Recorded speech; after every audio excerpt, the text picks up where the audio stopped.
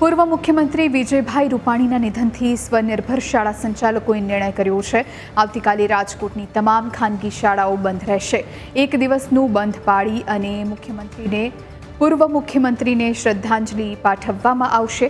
રાજકોટમાં આવતીકાલે 650થી વધારે સ્કૂલો બંધ રહેશે।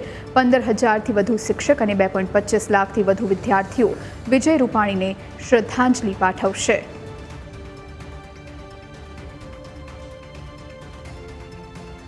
ગુજરાત રાજ્યના યશસ્વી પૂર્વ મુખ્યમંત્રી અને રાજકોટ શહેર તેમજ સૌરાષ્ટ્રની 21મી સદીની આધુનિકતાના શિલ્પી અને અત્યંત સરળ સાલસ સહૃદય એવા પરમ આદરણીય શ્રી વિજયભાઈ રૂપાણીનું ગઈકાલે પ્લેન હાદસામાં દુઃખદ અવસાન થયેલું છે।